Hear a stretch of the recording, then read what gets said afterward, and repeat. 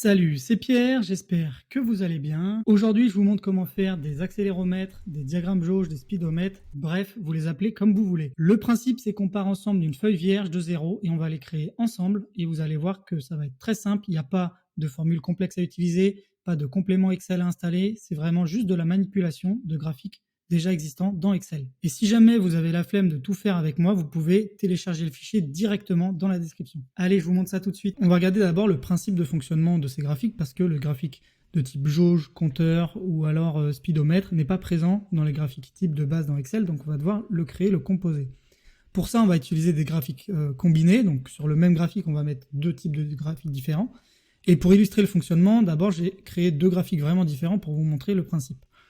Le principe, c'est qu'on va créer un graphique de type anneau comme celui-ci, avec nos différents critères d'évaluation, bon, moyen, satisfaisant, ainsi de suite. Et donc ce graphique anneau sera composé de 200%. Le total fera 200%, ce qui fait qu'on aura de 0 à 100 le critère qui pourra varier sur les différentes couleurs, et ensuite de 100 à 200%, on va le mettre en transparent, et on va le faire ici directement, et on va mettre la couleur de fond sans remplissage. Vous voyez, on a ici notre échelle de graduation de 0 à 100. Et ensuite, on a un deuxième graphique qui concerne l'aiguille, donc l'aiguille qui est ici, qui fonctionne de la même façon, qui va de 0 à 200.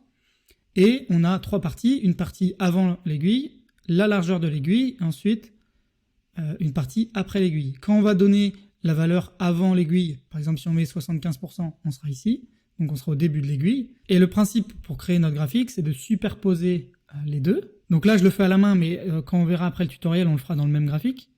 Et ici, je vais donc retirer le remplissage de la partie avant et retirer le remplissage de la partie d'après. Et vous voyez ici, on a notre aiguille.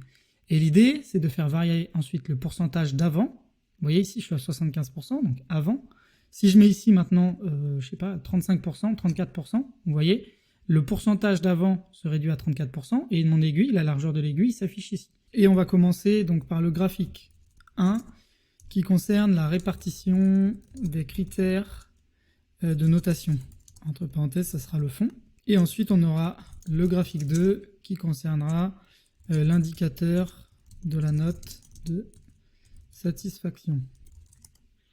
Alors, concernant le graphique, on aura donc 4 secteurs différents. On aura, on va dire, le premier secteur qui va être mauvais, ensuite le secteur moyen, ensuite le secteur bon, et ensuite le secteur excellent.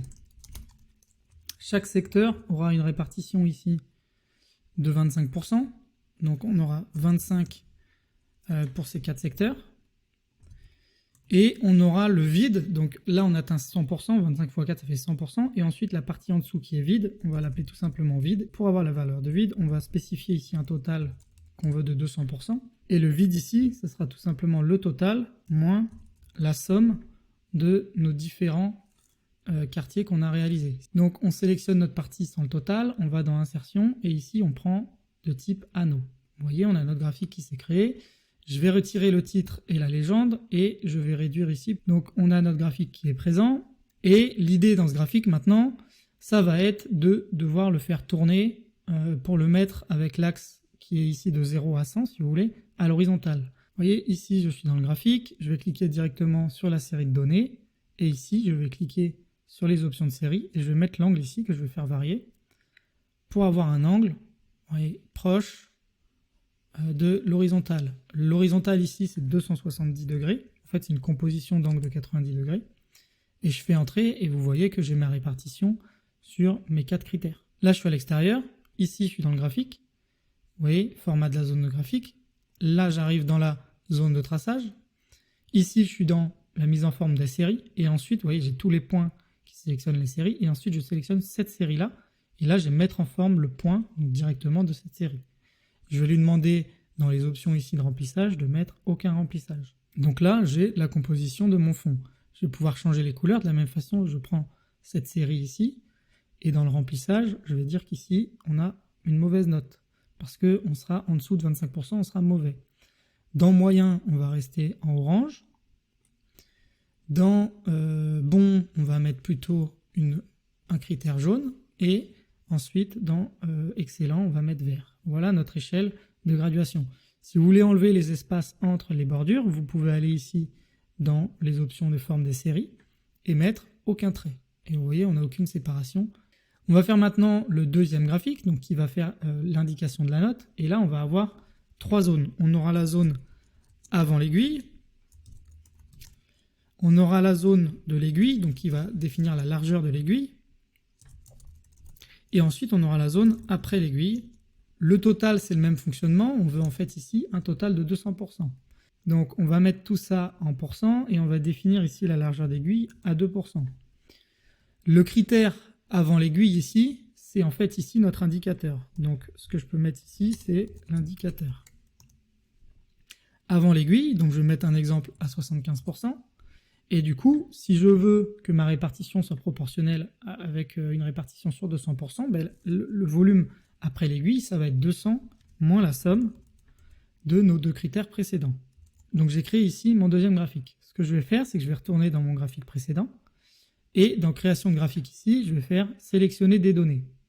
Les premières données, je vais les modifier et je vais appeler donc ces données qui sont en fait la série qui est ici, je vais l'appeler le fond. Le fond en fait avec les critères. Fond, critères. Je mets OK. Et ensuite, je vais ajouter une nouvelle série de données. Et là, je vais mettre indicateur. Et je vais prendre à cette série de données tout simplement la répartition ici de l'indicateur. Je fais OK. Et vous voyez maintenant que on voit apparaître ici mon indicateur, ce que je vais faire pour plus de visibilité. Et je vais le mettre ici. Donc là, on a nos deux graphiques. Ce qu'il faut faire maintenant, c'est de faire jouer les deux graphiques l'un par rapport à l'autre et en mettant le premier en type de secteur. Donc je vais aller ici dans création du graphique, modifier le type de graphique et ici dans graphique combiné tout en bas, vous voyez, je peux définir le type de graphique. Donc le fond, c'est le graphique avec les différentes couleurs, je vais le laisser en anneau. Par contre l'indicateur, je vais le mettre ici en secteur. Vous voyez, j'ai la répartition de l'indicateur. Actuellement, on a le 0 ici et le 75% après, si vous voulez, l'axe horizontal. Donc l'idée, ça va être de ramener le 0 au point ici. Et je peux mettre OK. Donc maintenant, je vais vérifier. Donc je vais sélectionner ici la série de données. Je vais vérifier que je suis bien sur la série d'indicateurs. Et dans les options de série, je vais mettre ici l'axe de 270 degrés une fois de plus. Ce que je vais pouvoir faire ici directement, c'est pouvoir dire que la sélection de ce point-là, je lui mets aucun remplissage. Et la sélection de ce point-là, je lui mets également aucun remplissage. Si je resélectionne l'ensemble des séries, je peux retourner ici dans les options et mettre aucun trait pour qu'il n'y ait pas de trait au niveau de la largeur de notre indicateur. Je peux sélectionner également l'indicateur ici et aller dans les options de série et mettre une couleur de remplissage en noir. Maintenant qu'on a ce graphique, on peut jouer ici sur l'indicateur en mettant par exemple 25% et vous pouvez également changer la largeur de l'aiguille. Vous pouvez mettre 5% ou 1% pour plus de précision. Je vais lui remettre 50% pour qu'on voit où on est situé. Ce qu'on peut faire à ce niveau-là, c'est ajouter les différentes étiquettes de données dans le second graphique. Donc je retourne ici, je vais dans modifier le type de graphique. Et dans la fenêtre qui s'ouvre, je vais mettre ici le fond de critères en secondaire, ce qui met que j'arrive en premier. Et du coup, quand je sélectionne ici, j'ai bien le graphique de fond qui est passé devant et ça a mis celui de secteur en arrière. Et ce que je vais faire ici, c'est que je vais lui demander tout simplement d'ajouter les étiquettes de données. Et ici, je vais lui demander les légendes. Je vais aller cliquer sur autre option. Et ici, je vais aller sélectionner les options d'étiquette. Et je vais lui demander que je ne veux pas la valeur. Je ne veux pas le pourcentage, mais je veux uniquement le nom de la catégorie. Je vais ensuite cliquer ici sur la mise en forme. Je veux aucun remplissage et je veux aucun trait. Je vais sélectionner les options de texte qui concernent le texte à l'intérieur des étiquettes. Et je vais lui dire que je veux une couleur de remplissage uni du texte blanche. Dans accueil, je vais pouvoir modifier ici la taille de la police et la mettre en gras. On peut aussi changer l'épaisseur de la série des données. Vous voyez ici, j'ai l'épaisseur de l'anneau que je peux faire varier pour avoir un anneau très épais ou un anneau à l'inverse très fin. Moi, l'idée ici, c'est de le remplir de manière à ce qu'on voit au moins les textes. Donc vous voyez, ici j'ai mauvais, bon. Donc là, ce que je remarque, c'est qu'on ne voit pas les textes. Donc je vais retourner ici dans les options des étiquettes de données.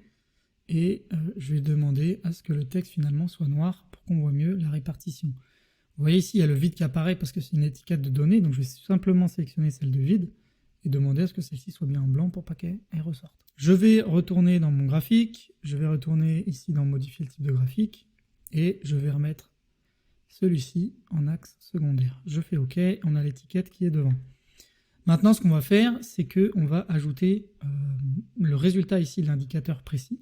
On va faire insertion, on va prendre une zone de texte et on va l'insérer ici de manière à bien centrer le contenu. Vous ne pouvez pas faire de référence ici à la cellule parce que dès que vous sortez, il va considérer que le texte sort du contenu texte. Il faut sélectionner ici votre zone de texte et aller ici dans la barre de formule pour que votre zone de texte fasse référence à une cellule. Vous sélectionnez l'indicateur, vous faites OK. Maintenant, on va modifier le format de la zone de texte. On va mettre aucun remplissage et aucun contour. On va ensuite demander à ce que le contenu soit centré en hauteur et à l'horizontale et on va tout simplement agrandir ici le contenu et le mettre en gras. Ce qui fait maintenant que si je change ici l'indicateur, j'ai bien la répartition de mon indicateur qui varie avec l'aiguille qui change de position et j'ai repris ici la valeur précise de mon indicateur. 67, vous voyez, j'ai bien la valeur précise en plus de l'indication. Je peux rajouter maintenant le titre du graphique, le mettre par exemple juste en dessous, et taux de satisfaction client. Vous pouvez également insérer un centre en faisant insertion, forme, vous prenez ici l'option ellipse et vous appuyez sur Maj maintenu sur votre clavier pour avoir un cercle parfait. Vous sélectionnez la taille du cercle que vous souhaitez et ensuite dans l'option de forme, vous mettez par exemple un remplissage noir et un contour ici blanc avec une épaisseur, on va mettre de 3 points. Et on va l'agrandir un petit peu. Voilà, et on va le mettre directement ici. Autour de mon indicateur. Vous voyez, je ne suis pas extrêmement bien centré, donc il suffit de le décaler. Et ensuite, si vous voulez déplacer l'ensemble, le problème c'est que ce n'est pas lié. Si vous déplacez, vous voyez que les éléments ne sont pas liés. Donc vous allez sélectionner le centre, vous appuyez sur Maj maintenu sur votre clavier, vous sélectionnez ensuite la zone de texte et ensuite le graphique. Vous faites clic droit et vous cliquez sur Grouper.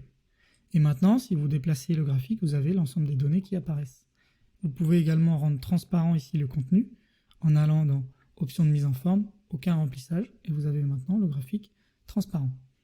Si vous voulez enlever l'affichage du quadrillage de votre cellule, vous pouvez le retirer. Ce qu'on va faire maintenant, c'est qu'on va essayer de faire varier la largeur de notre contenu ici. Et en fait, on va changer ici les critères. Ce que je vais même faire, c'est que je vais dire que ce critère-là est égal au premier, ce critère-là est égal au premier, et ce critère-là est égal au premier. Et maintenant, vous pouvez changer ici la largeur de vos critères. Si vous voulez une variation, par exemple, beaucoup plus courte sur votre échelle. Donc je remets 25%.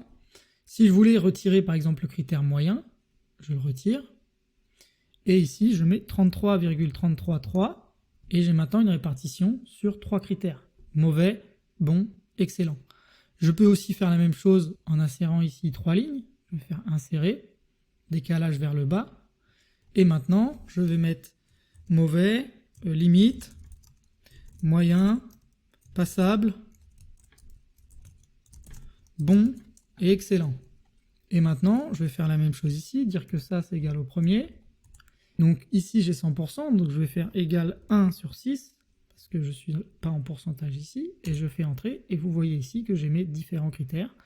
Mauvais, limite, moyen, passable, bon, excellent. Et maintenant, je peux modifier la couleur en sélectionnant mon graphique, en remettant l'axe des anneaux secondaires pour qu'il passe devant. Je vais sélectionner ici la texture, enfin la couleur, pardon, pour la mettre en vert clair. Je vais mettre la limite plutôt en orange, le moyen en jaune, et le passable, qui est plutôt la limite voilà, en orange pâle. Je refais apparaître derrière mon graphique, donc je change ici la position et je mets celui-ci en secondaire. Et voilà, j'ai mon graphique qui peut évoluer avec ici la variation de mes données qui se passe en premier plan. Je vais enlever la bordure ici et en fait on va essayer de masquer toute cette partie-là et définir un indicateur précis ici pour renseigner l'indicateur de satisfaction. Donc on va mettre ici indicateur de satisfaction, je ne sais pas écrire, et on va définir ici une valeur en pourcent et on va mettre ici un indicateur à 70%.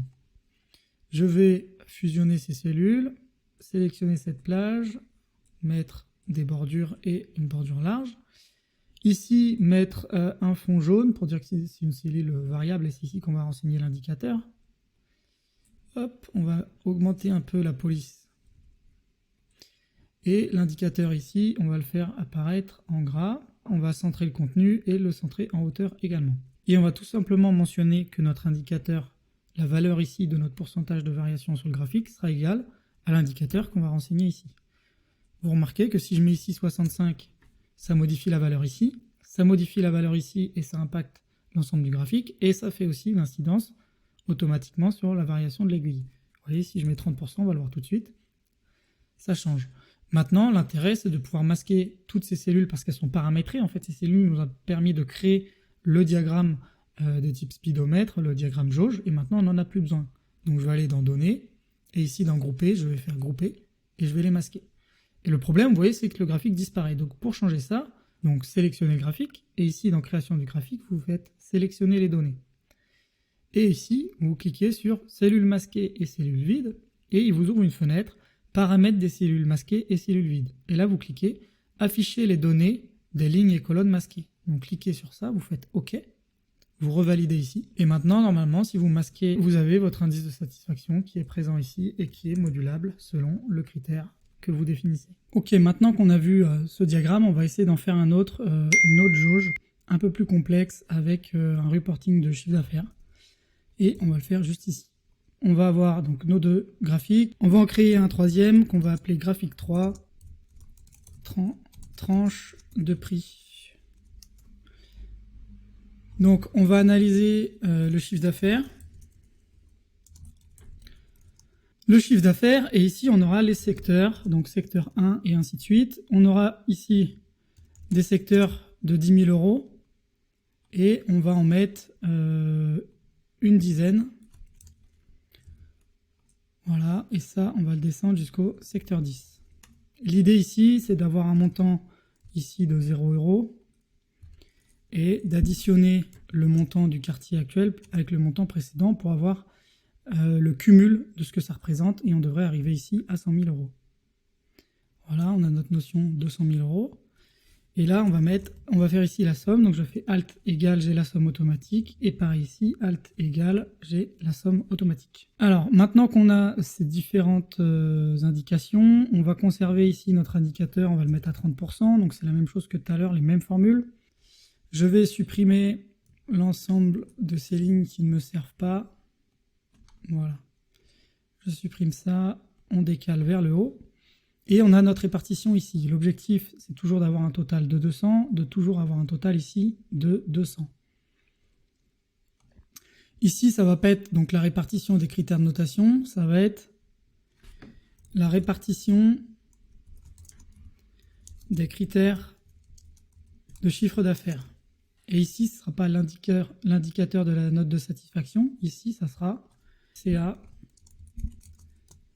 réalisé. Hop, j'ai fait une petite faute. On va enlever le S qui sert à rien. Ici, donc je vais faire insertion. Je vais prendre le graphique anneau.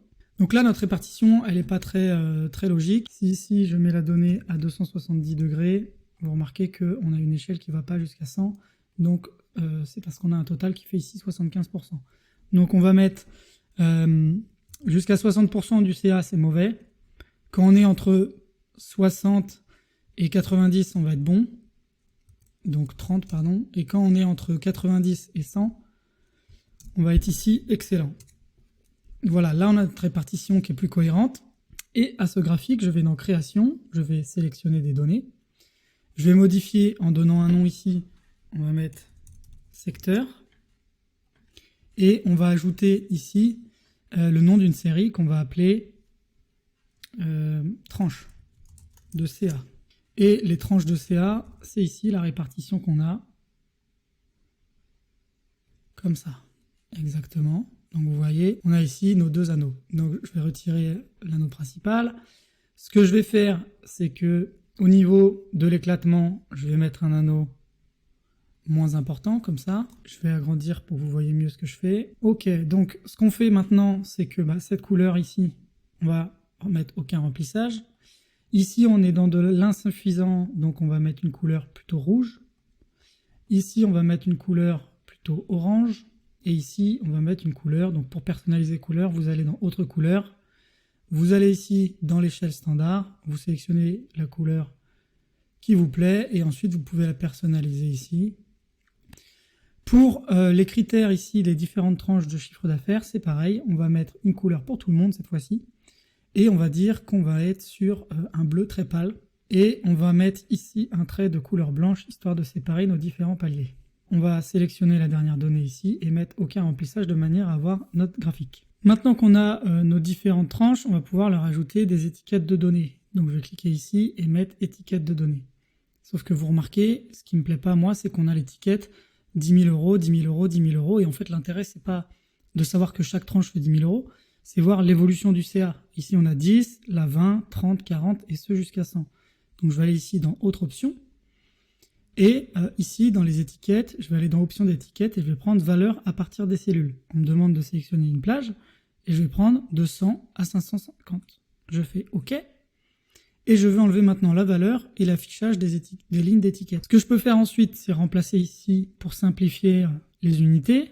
Donc je vais sélectionner ma plage. Je vais ici dans Autre format, personnaliser. Et ici, je vais lui mettre hashtag. Ensuite, je vais faire espace, je vais mettre un K majuscule pour kilo, pour dire que c'est des milliers d'euros, et le symbole euro. Je fais OK, et voilà, maintenant j'ai tout transformé en kilo-euro. Ce qu'on va faire ensuite, c'est déplacer ces différents éléments. Donc celui-ci, on va le placer juste ici. 20 000 euros, on est à cette section-là. On va faire 30 000, 40 000, et ce, jusqu'à ce qu'on arrive à 100 000 euros. Il n'y a pas moyen de faire ça de manière automatique, donc je le fais manuellement assez rapidement. C'est pas forcément très homogène l'espacement par rapport au graphique, mais c'est pas le but recherché. Et pour les zéros, on va prendre celui-ci, donc je vais zoomer un petit peu. On va se placer à l'intérieur ici, et on va mettre ici 0 kilo euro. Je fais OK. Je reprends mon zoom, on était un peu plus, voilà, on était à, hop, je place l'étiquette ici. Donc là, j'ai ma variation de 0 à 100 000 euros. J'ai le fond que je voulais afficher. Je vais également mettre ici des étiquettes de données en sélectionnant le deuxième anneau, en mettant étiquette ici. Et cette fois-ci, je ne veux pas la valeur, ici dans les options de série, le nom de la catégorie. Je vais mettre tout cela en gras. Je vais agrandir un petit peu le texte. Et ensuite, je supprime celui qui ne me sert pas. On a le fond de notre graphique qui est terminé. Maintenant, on va intégrer par-dessus l'aiguille qui nous permet d'afficher le chiffre d'affaires indiqué. Ici, ce ne sera pas indicateur, ce sera CA. CA réalisé. Je sélectionne le graphique, je vais dans Création, sélectionner des données, je fais Ajouter, et le nom, ça sera CA réalisé. Et la valeur de série que je veux, comme tout à l'heure, c'est avant l'aiguille, la largeur de l'aiguille, et après l'aiguille. Je fais OK, et j'ajoute cette série de données. Et ce qu'on va faire, c'est qu'on va aller dans Créer, et on va ici modifier la forme de ce graphique-là, parce qu'on ne veut pas un anneau, mais on veut un secteur. Je fais OK, je sélectionne ma plage de série, je prends la sélection bleue, et dans les données, je mets aucun remplissage et aucun trait. Je fais de même ici pour la partie grise, aucun remplissage et aucun trait. Et pour la partie orange, je vais la laisser, pourquoi pas en rouge, pour faire une aiguille rouge, et je vais mettre aucun trait. Ce qu'on peut faire à ce moment-là, c'est qu'on peut aussi appliquer des effets, et ensuite on va lui mettre une ombre projetée, par exemple une ombre de ce type-là. Voilà, je reclique dessus, et on a notre ombre projetée qui vient de se créer. Et ensuite, je vais dans Création, modifier le type de graphique, et je mets ces deux-là en principal. Et quand je les sélectionne, je vais leur redonner un angle de 270 degrés. Et il vous suffit de prendre celui-ci, de vous dire que vous voulez en axe secondaire pour qu'il passe devant. Et vous avez maintenant l'affichage de votre aiguille. On va retirer aucune bordure ici et aucun remplissage, de manière à avoir un diagramme que l'on peut déplacer. On va le placer ici, et maintenant on va mettre chiffre d'affaires réalisé. Deux points. On va la fusionner et on va lui mettre ici le chiffre d'affaires. On va dire qu'on a fait par exemple 63 985 euros. Voilà, je vais agrandir un peu le chiffre d'affaires ici. Je vais prendre ici toute cette section et je vais lui appliquer le même format, donc dans les formats personnalisés, $ espace kilo euro. Je fais OK.